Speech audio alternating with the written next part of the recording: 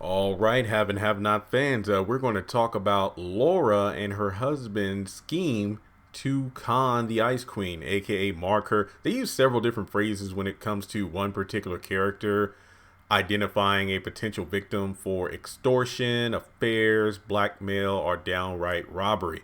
Now, it definitely seems like Laura and her husband are no strangers to this form of making a living, so to speak. So, Veronica is going to be on a long list of victims that they have. Now, I let me put it this way. This scene of these two was pretty random if you ask me, because honestly, I thought we were going to at least to get maybe two or three more appearances of Laura before we found out her true intentions.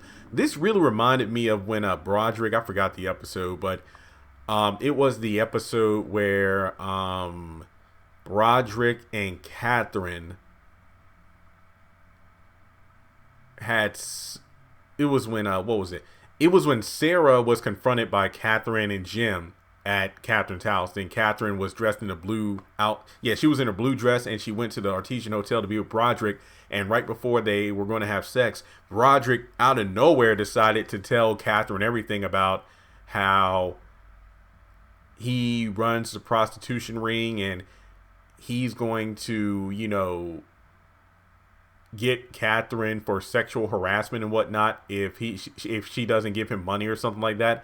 And he's literally put in his place because she knows everything about him from being a legal immigrant and everything like that. So I remember Broderick, I'm like, okay, yeah, this is great if we extend the story. Him and Catherine get together. Hannah starts working at the hotel. Hannah realizes that Broderick is behind the prostitution ring because he isn't aware of Hannah's relationship with Catherine. But instead, Broderick just does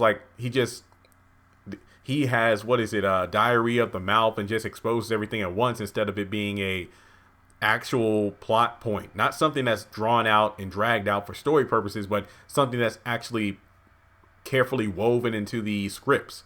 So with the Laura thing, I'm like, this is a bit too quick. I mean, after the last episode, it's like, oh man, she's going to be Veronica's body double and get killed instead of her. But because at first it's like, we got this poor girl who's a sweetheart and she's being used as a human shield for Veronica. But now we know what her real game is. And to be honest, you kind of don't feel remorseful because you know she's up to no good to begin with.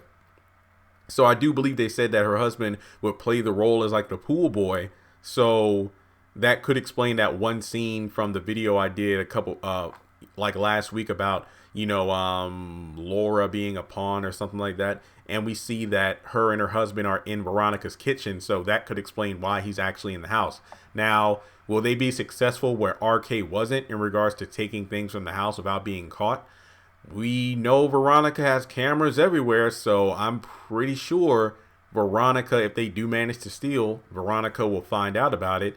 You can also figure out that, well, Laura is the maid and she's cleaning everything, so given the fact that she seemed to have worked for multiple people in the past, and she identified Veronica as a big score, maybe she's become accustomed to the wealthy having hidden cameras, so maybe she can find the cameras and disable them without being caught. I don't know.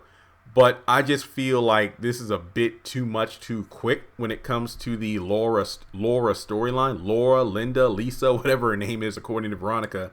And her husband will probably be flirting with Veronica. No doubt about that. And Veronica will probably take the bait. But then again, she might be able to smell the street on him. So we'll have to wait and see how that turns out.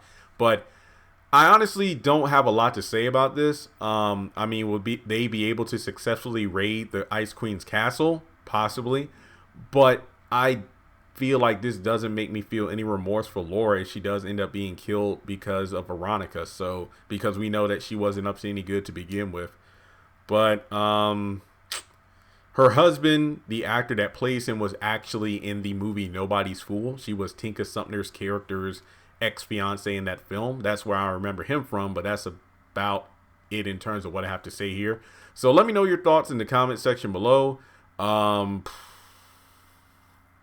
you think they'll get caught? Do you think they'll be able to successfully raid Veronica? This could go back to what Alice said about those who you feel like don't have any power, have more power than you think.